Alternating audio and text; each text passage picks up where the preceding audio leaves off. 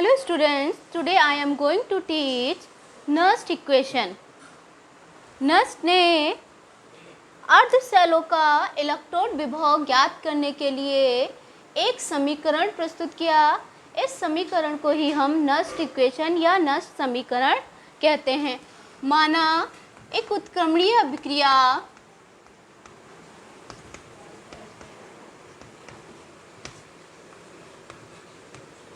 Reversible equation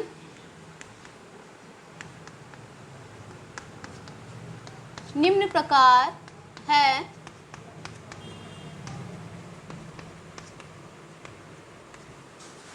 यानी कोई उत्क्रमणीय अभिक्रिया है, मान लेते हैं ये M से Mn+, यानी ये क्या करती है, इलेक्ट्रॉन त्याग कर Mn+ बनाती है। ये Mn+ क्या करता है, इलेक्ट्रॉन ग्रहण करके फिर से M में कन्वर्ट हो जाता है। यानी जब M क्या करे, इलेक्ट्रॉन त्याग कर Mn+ बनाता है, तो ये क्या हो रहा है, ऑक्सीकरण यानी ऑक्सीडेशन स्टेट हो गई।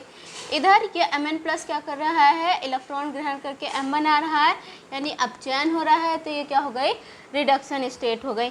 जब हम इसको कंसंट्रेशन पदों में लिखते हैं, यानी Q के पद में लिखते हैं, तो क्या हो जाएगा, कंसंट्रेशन ऑफ M की पावर n+, या हम ऐसे भी लिख सकते हैं कंसंट्रेशन ऑफ M की power n+ upon concentration of M। Mn+ क्या है, इधर क्या है, ऑक्सीडेशन स्टेट यानी ऑक्सीकरण स्टेट अपॉन क्या हो जाएगा, reduction state. First year class में हम लोगों ने ऊष्मागतिकीय नियम पढ़ा था। ऊष्मागतिकी समीकरण से क्या समीकरण थी, delta G equal to delta G0 plus RT into LN into Q। ये हमने फर्स्ट ईयर क्लास में पढ़ी हुई थी इक्वेशन। डेल्टा G क्या है, गिव्स एनर्जी है, और डेल्टा G0 क्या हो गया, standard gives energy, plus R क्या हो गया, गैस कांस्टेंट हो गया, T टेम्परेचर हो गया, LN लॉग, और Q हमारा क्या हो गया, कंसंट्रेशन पदों में कोई भी उत्क्रमणीय रिएक्शन। डेल्टा G बराबर डेल्टा G0। अभी हमने लास्ट वीडियो में डेल्टा G बराबर क्या होता है, उत्सर्जित विद्युत आवेश यानी -NF इंटू E यानी विभवांतर। ऐसे ही डेल्टा G0 क्या हो जाएगा, डेल्टा G0 बराबर क्या हो जाएगा, -NF E0। देख लीजिए, ये माना एक उत्क्रमणीय अभिक्रिया निम्न प्रकार है। M से Mn+ बन रहा है, Mn+ इलेक्ट्रॉन एक्सेप्ट करके M बना रही है। कंसंट्रेशन के पदों में लिखेंगे तो Q इक्वल टू क्या हो जाएगा, concentration of Mn+ upon concentration of M बराबर, इसका मतलब क्या हो गया, oxidation state upon reduction state. ऊष्मागतिकी समीकरण यानी क्या थी, delta G equal to delta G0 plus RT LN into Q। Delta G का मान क्या होता है, delta G equal to -NFE, और डेल्टा G0 क्या हो गया, -NFE0। ये मान लेते हैं समीकरण 1 हो गई। अब डेल्टा G और डेल्टा G0 का मान समीकरण 1 में रखने पर डेल्टा G एवं डेल्टा G0 का मान समीकरण 1 में रखने पर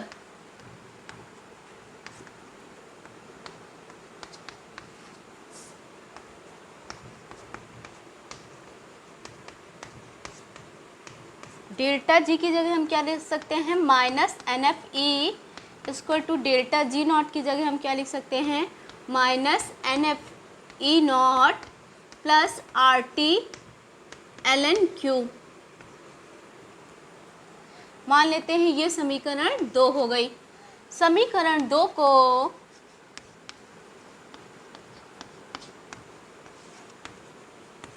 -NF से भाग देने पर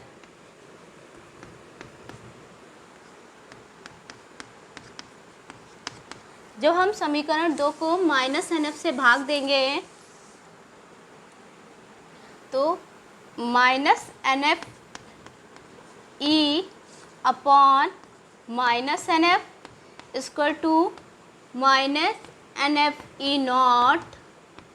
upon -NF E naught minus N F plus R T upon R T into L N into Q upon minus N F. अब माइनस एन एफ ये क्या हो जाएगा, कैंसिल आउट हो जाएंगे। अब क्या लिख सकते हैं, ई किसी सेल के लिए बात कर रहे हैं तो हम यहाँ ई सेल लिख सकते हैं, equal to E naught cell plus minus क्या हो जाएगा, minus R T L N Q upon minus N F. L N का मतलब है लॉग ई, और जब लॉग ई का बेस 10 लेते हैं तो ये वैल्यू क्या हो जाएगी, 2.303 लॉग 10। तो हम ये मान क्या करते हैं, इस समीकरण में रखते हैं। तो समीकरण क्या है, E cell equal to E naught cell minus R T 2.303 log 10 Q upon N F. अब हम इसको रीअरेंज करके लिख सकते हैं, E cell equal to E cell E naught cell minus 2.303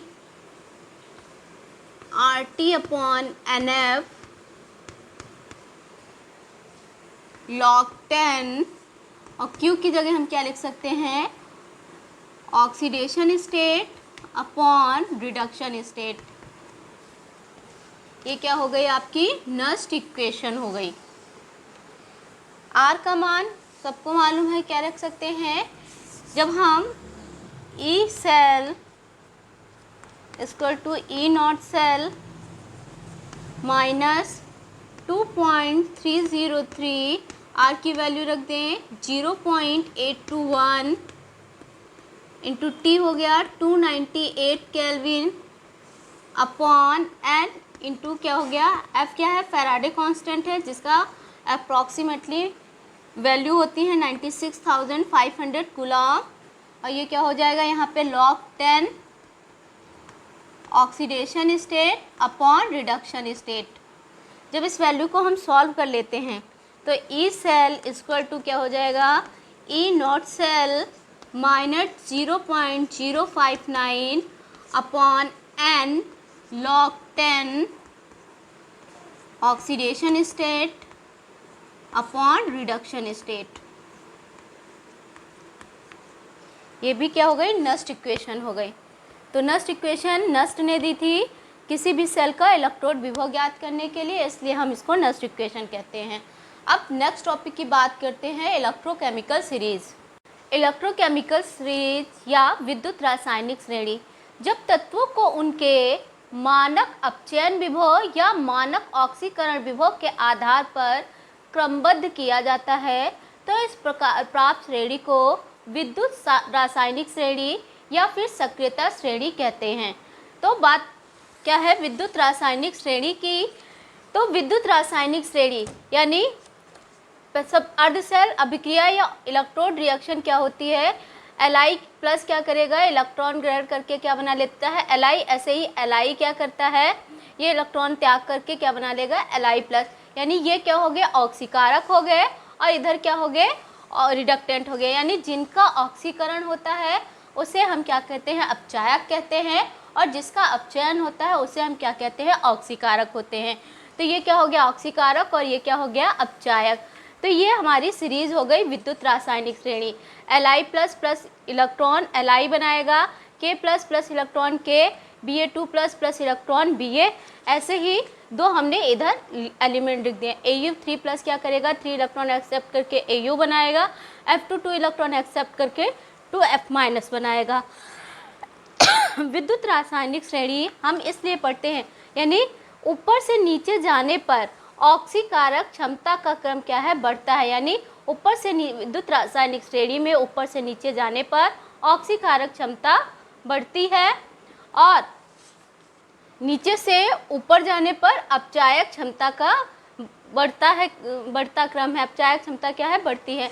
यानी जब हम ऊपर से नीचे जाते हैं तो ऑक्सीकारक क्षमता बढ़ती है लेकिन अपक्षायक क्षमता घटती है। ऐसे ही जब हम नीचे से ऊपर आते हैं जस्ट इसका रिवर्स हो जाएगा, यानी अपचायक क्षमता बढ़ेगी और ऑक्सीकारक क्षमता क्या हो जाएगी, घट जाएगी। अब हम बात करते हैं कि हम ये सीरीज़ क्यों पढ़ते हैं। तो हम ये सीरीज़ इसलिए पढ़ते हैं, कई सारे पॉइंट्स हैं इसके लिए। पहला पॉइंट है, इस सीरीज़ में जो तत्व हाइड्रोजन के ऊपर रखे गए हैं वो अत्यधिक क्रियाशील होते हैं। यानी इलेक्ट्रोकेमिकल सीरीज़ में जो तत्व हाइड्रोजन से ऊपर रखे गए हैं वे तत्व अतिक्रियाशील होते हैं, यानी ये मुक्त अवस्था में नहीं पाए जाते हैं। तो आपको अगर क्वेश्चन आता है कि कौन से तत्व मुक्त अवस्था में नहीं पाए जाते हैं, तो जितने भी तत्व क्या हाइड्रोजन के ऊपर हैं वो मुक्त अवस्था में नहीं पाए जाते हैं। पॉइंट नंबर 2, इलेक्ट्रोकेमिकल सीरीज़ में जिन तत्वों का इलेक्ट्रोड विभव या मानक अपचयन विभव हाइड्रोजन के मानक अपचयन विभव से कम होता है, वे तत्व क्या करते हैं, अम्लों से हाइड्रोजन को विस्थापित कर देते हैं। वे तत्व अम्लों से हाइड्रोजन को विस्थापित कर देते हैं। यानी विद्युत रासायनिक श्रेणी में जिन तत्वों का मानक ऑक्सीकरण विभव या मानक इलेक्ट्रोड विभव हाइड्रोजन से कम होता है, वे क्या करते हैं, अम्लों से हाइड्रोजन को विस्थापित कर देते हैं। फॉर एग्जाम्पल, जब हम Zn की हम H2SO4 से क्या कराएंगे, तो Zn क्या करेगा, Zn SO4 बना लेगा और H2 को विस्थापित कर देगा। इसके बाद पॉइंट नंबर 3, इलेक्ट्रोकेमिकल सीरीज में कोई धातु अपने से नीचे रखी गई धातु, यानी Mg क्या है, अपने से नीचे रखी धातु के आयन को उसके विलयन से विस्थापित कर देता है। जैसे इस सीरीज में देखें तो यहाँ पे Zn है, तो Zn धातु, जब हम कॉपर सल्फेट, और कॉपर कहाँ है, जब हम क्या करते हैं कॉपर सल्फेट के विलयन में Zn धातु डालते हैं तो कॉपर सल्फेट विलयन क्या होता है, नीले रंग का होता है। जैसे ही Zn धातु डालते हैं विलयन का रंग धीरे धीरे उड़ जाता है, यानी विलयन क्या हो जाता है, रंगहीन हो जाता है।